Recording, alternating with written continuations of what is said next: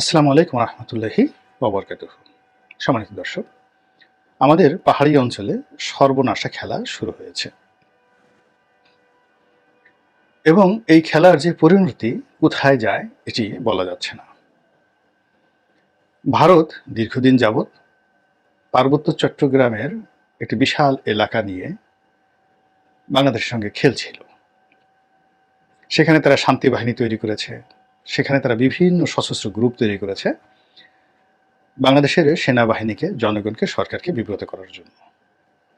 কার্যত আওয়ামী লীগ যখন প্রথম ক্ষমতায় এসেছিল তখন একটা শান্তি চুক্তি হয়েছিল 96 থেকে 2001 সালে সরকারের জমানাতে। এটি চুক্তি হয়েছে বটে, কিন্তু এই চুক্তির ফলে আমরা এই শান্তি বাহিনীর যারা ট্রেন অফ বিক্ষুব্ধ লোকজন তাদেরকে বাংলাদেশে ঢুকার সুযোগ দিয়েছি। তারা অস্ত্র জমা দিয়েছে কিন্তু তারা ট্রেনিং জমা দেয়নি। ফলে সেই শান্তি বাহিনীর যে হাজার হাজার কর্মী তারা আবার ভিন্ন ফর্মে ভিন্ন দাবি দেওয়া নিয়ে আরও অধিকতর শক্তি সঞ্চয় করে ভারত, মায়ানমার, থাইল্যান্ড এই তিনটি দেশে তাদের যে জাতিগোষ্ঠী রয়েছে তাদের সাহায্য এবং সহযোগিতা নিয়ে বাংলাদেশের বিরুদ্ধে এই 2001 সন থেকেই আবার কাউন্টার লড়াই সংগ্রাম শুরু করেছে। এর মধ্যে যখন রোহিঙ্গা সমস্যার সৃষ্টি হলো মায়ানমারে, সেই রোহিঙ্গা সমস্যার কারণে আবার আরও কয়েকটি গ্রুপ খাগড়াছড়ি, বান্দরবন এবং রাঙামাটি এই তিনটি এলাকাতে 8 থেকে 10টি সশস্ত্র গ্রুপ বিভিন্ন নামে তারা এই সংগঠিত হয়ে সেখানে এই দীর্ঘদিন যাবৎ তাণ্ডব চালাচ্ছে। তো আওয়ামী লীগ সরকার যতদিন ক্ষমতায় ছিল এই সমস্যাগুলো আসলে তারা কি কারণে যেন এটার একটা মিলিটারি যে সলিউশন যেটা জিয়াউর রহমান সাহেব করেছিলেন এটা তারা করেনি।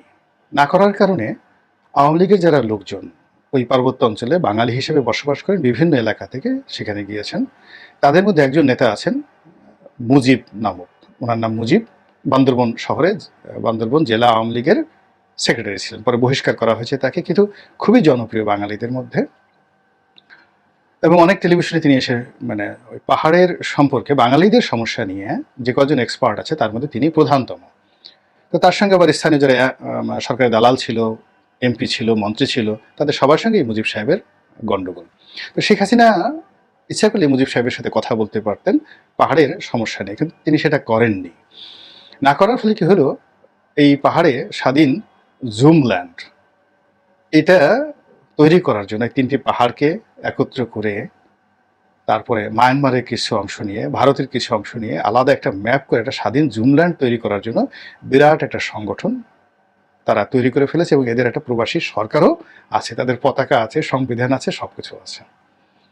তো এই জিনিসগুলো কিন্তু একদিন দুই দিন নয়। আমি সেই যখন 2014-15 সনে 2014-15 সনে না, ঠিক 2022 সনের দিকে বোধ হয় একবার গেলাম, তখন এই মুজিব সাহেবের সঙ্গে আমার পরিচয় হলো এবং তিনি এই সব কথা, আমি তখন বিএনপিতে, তারপর তিনি সব কথা আমাকে বললেন এবং অন্যান্য বিভিন্ন পাহাড়ি সম্প্রদায় তারাও তাদের এই অভাব অভিযোগের কথা আমাকে বলতে এসেছিলেন, যেহেতু আমি লেখালেখি করি, মিডিয়ার সঙ্গে জড়িত। তো ওই সময়টাতে আমি এসে আবার নয়া দিগন্ত পত্রিকাতে সেই পাহাড়ের কান্না শিরোনামে একটা লেখা লিখেছিলাম।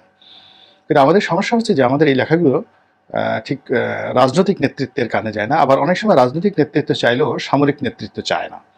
তো এখন পাহাড়ের ব্যাপারে সেনাবাহিনীর একটা নিজস্ব সিদ্ধান্ত রয়েছে, যেটির সঙ্গে ক্ষমতাসীন রাজনৈতিক নেতৃত্ব ডিফার করে, সবসময় ডিফার করে। আবার কখনো কখনো রাজনৈতিক নেতৃত্ব যেটা চায় সেটার সঙ্গে সেনাবাহিনী একমত পোষণ করে না, ফলে ওখানে কেন্দ্রীয় সরকারের অর্থাৎ ঢাকার যে সকল সিদ্ধান্ত ওটা বান্দরবনে গিয়ে অনেক 10% বাস্তবায়ন হয় না। ফলে ওখানে যারা কাজ করতে যান সবারই সমস্যা, বাঙালিদেরও সমস্যা, পাহাড়িদেরও সমস্যা, এবং যারা অখণ্ড বাংলাদেশকে পছন্দ করেন পাহাড়িদের মধ্যে তারাও ওখানে রীতিমতো বিপদ এবং বিপত্তির মধ্যে আছে। এবং পাহাড়ে যে হানাহানি হয় সেই হানাহানিতে বাঙালির চাইতে পাহাড়ি জনগোষ্ঠী কিন্তু বেশি ক্ষতিগ্রস্ত হয়। পাহাড়িদের মধ্যে সবাই কিন্তু জুমল্যান্ড চাচ্ছে না, সবাই কুকিচিন হচ্ছে না, সবাই শান্তি বাহিনী হচ্ছে না। সেখানে এই স্বাধীন সার্বভৌম বাংলাদেশের পক্ষে অনেক পাহাড়ি আছে। তো এখন এই সময়টিতে শেখ হাসিনার পলায়নের পর সারা বাংলাদেশের সব জায়গাতে যে বিশৃঙ্খলা তৈরি হয়েছে এবং সব কিছু প্রশাসনের মানে যে দুর্বলতার সুযোগ নিচ্ছে যারা, যেখানে তারই ধারাবাহিকতা এই অশান্ত পাহাড়ে আবার নতুন করে আগুন লেগে গেছে। এবং 3টি জেলা, পার্বত্য জেলাতে এই মুহূর্তে যা হচ্ছে, এটি সামাল দেওয়া ডক্টর ইউনূস সরকারের জন্য ভীষণ রকম ঝুঁকিপূর্ণ। এর কারণ হলো তার সরকারের যারা শরণার্থী, বিশেষ করে বিভিন্ন এনজিও ব্যক্তিত্ব, তারা দীর্ঘদিন যাবৎ এই পাহাড়িদেরকে আদিবাসী উপাধি দেওয়া হোক, সেখান থেকে সেনাবাহিনী সরিয়ে নিয়ে আনা হোক, সেখান থেকে বাঙালিদের সরিয়ে আনা হোক, সেখান থেকে পাহাড়িরা বাংলাদেশের সব জায়গাতে জায়গা জমি কিনতে পারবে, কিন্তু পাহাড়ে গিয়ে কোনো বাঙালি জায়গা জমি কিনতে পারবে না, এই ধরনের প্রচারণা যারা করছেন বিভিন্ন এনজিও, বিভিন্ন আন্তর্জাতিক সংস্থা, তাদেরই রিপ্রেজেন্টেশনে ডক্টর মোহাম্মদ ইউনূস এখন ক্ষমতায়।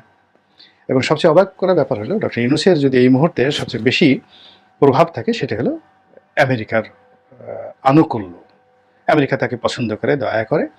সেই আনুকূল্যকে ব্যবহার করে তিনি যে ক্ষমতায় থাকার চেষ্টা করছেন, খোদ সেই আমেরিকা এই পাহাড়িদের পক্ষে। আমেরিকার অনেকগুলো প্রতিষ্ঠান এই পাহাড়িদের পক্ষে। 2 নম্বর হলো আমেরিকার চিরশত্রু চীন পাহাড়িদের পক্ষে। মায়ানমার, সেখানে যারা গন্ডগোল করছে, মানে মায়ানমার সবাই গন্ডগোল করছে, এই রোহিঙ্গারা গন্ডগোল করছে, রোহিঙ্গাদের কাউন্টার গ্রুপ বৌদ্ধরা সেখানে গন্ডগোল করছে, সামরিক বাহিনী সেখানে গন্ডগোল করছে, কিন্তু পার্বত্য চট্টগ্রামকে বিচ্ছিন্ন করার ব্যাপারে মায়ানমার একমত।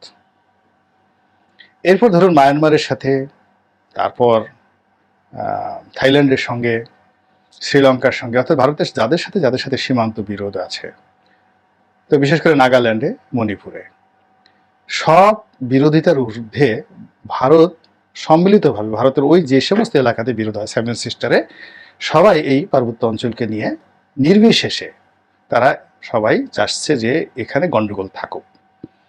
মানে ভারতের দিল্লি এবং দিল্লির বিরোধিতাকারী, ধরুন মণিপুরে এখন গন্ডগোল হচ্ছে, সেটা স্বাধীন হতে চায়।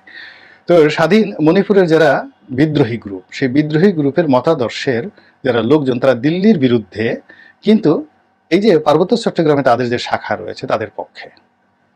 তাহলে বোঝার চেষ্টা করুন যে এই মুহূর্তে সেনাবাহিনী, বাংলাদেশ সেনাবাহিনী পার্বত্য এলাকাগুলোতে সবচেয়ে মারাত্মক বিপদের মধ্যে রয়েছে।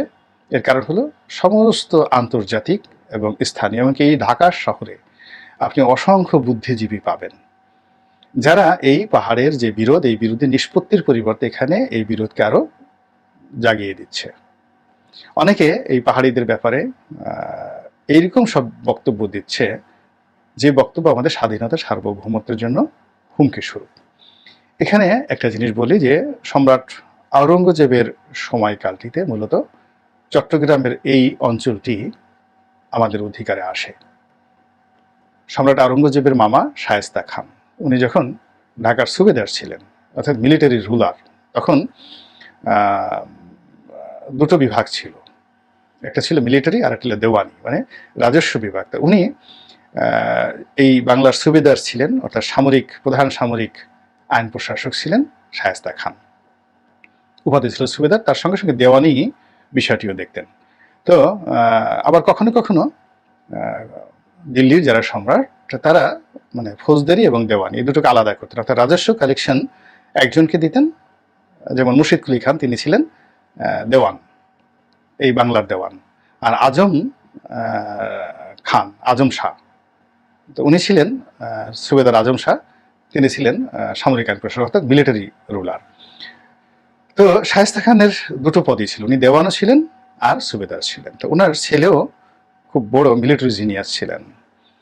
তো তিনি কি করলেন, এই সময়টিতে, এই পাহাড়ের এই সময়টিতে তাদের পুরো চট্টগ্রাম, মায়ানমার এই অঞ্চলের সঙ্গে ঢাকার একটা দ্বন্দ্ব শুরু হয়ে গেল, এবং এটা দিল্লির হুকুমে তিনি করলেন কি, এখানে অভিযান পরিচালনা করলেন, এবং প্রথম তিনি নৌবাহিনী প্রতিষ্ঠা করলেন। এর আগে মুঘলদের নৌবাহিনী ছিল না বাংলার এই অঞ্চলে, তারা সাধারণত স্থল যুদ্ধ করত, ক্যাভেরি, ঘোড়সওয়ার ছিল এবং পদাতিক ছিল।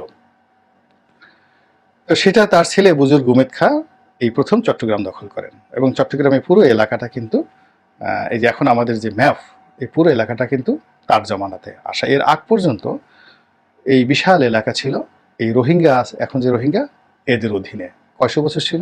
প্রায় 700 বছর, 700 ইয়ার্স।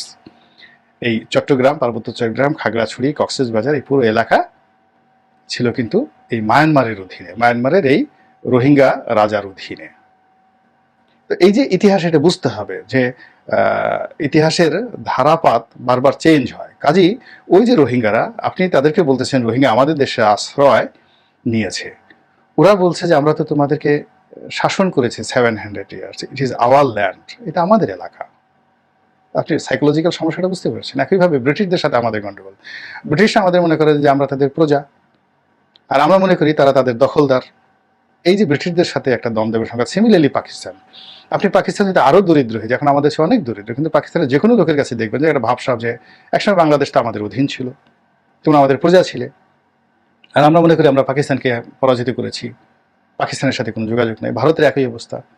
তো এইরকম রোহিঙ্গাদের সাথে, পার্বত্য অঞ্চলের লোকদের সাথে, আমাদের এই ঢাকার লোকদের সাথে যে একটা সাইকোলজিক্যাল, একটা ঐতিহাসিক সমস্যা আছে, এবং যেটা বংশ পরম্পরায় শরীর থেকে শরীর, মন থেকে মন, সিনা থেকে সিনা এই বিক্ষোভ, বিদ্রোহ, বিদ্বেষ ছড়িয়ে পড়েছে। ফলে এখানে আপনাকে দুটো ভাবে, যদি আপনি এই অঞ্চল রাখতে চান তাহলে আপনাকে এখানে মিলিটারি রুল চালাতে হবে। অনেক আদিবাসী আছে অস্ট্রেলিয়াতে, অনেক আদিবাসী রেড ইন্ডিয়ান আছে আমেরিকাতে। আমেরিকা কি তাদেরকে স্বাধীনতা দিয়েছে? অস্ট্রেলিয়া কি তাদের স্বাধীনতা দিয়েছে? তাদেরকে স্বাধীনভাবে জীবনযাপনের সুযোগ দিয়েছে, কিন্তু তাদেরকে স্বাধীনতা দেয়নি।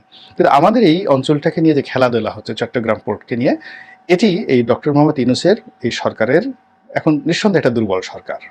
আবার এই দুর্বল সরকারের মধ্যে এনজিওর যারা লোকজন রয়েছে তারা ঢুকে গিয়েছে, এবং এখানে দ্বৈত শাসন চলছে, ত্রিমাত্রিক শাসন চলছে, দেশ বিদেশি ইনফ্লুয়েন্স আছে। সব মিলিয়ে এই যে একটা ক্রান্তিকাল যাচ্ছে, সেই ক্রান্তিকালের মধ্যে যখন পাহাড়ে গন্ডগোল শুরু হয়েছে, তো এই বিষয়টা নিয়ে আমাদের সকলেরই সচেতন হওয়া উচিত। জেনে বুঝে জাতীয় ঐক্যমত তৈরি করে পলিটিক্যাল যারা রাজনৈতিক দলগুলো রয়েছে, দেশের বৃহত্তম রাজনৈতিক দলগুলো রয়েছে, তারা একত্রে বসে যতক্ষণ না পর্যন্ত এই ব্যাপারে একটা সিদ্ধান্ত নিতে না পারবেন, ততক্ষণ পর্যন্ত এটা ডক্টর মোহাম্মদ ইউনূসের জন্য বিস্ফোরা হবে। আর এই বিস্ফোরাকে দিল্লি ব্যবহার করতে চাইবে, এই বিস্ফোরাকে শেখ হাসিনা ব্যবহার করতে চাইবেন, আওয়ামী লীগও ব্যবহার করতে চাইবেন। এই বিপদ থেকে আল্লাহ আমাদেরকে হেফাজত করুন এবং রক্ষা করুন। আসসালামু আলাইকুম ওয়া রাহমাতুল্লাহি ওয়া বারাকাতুহু।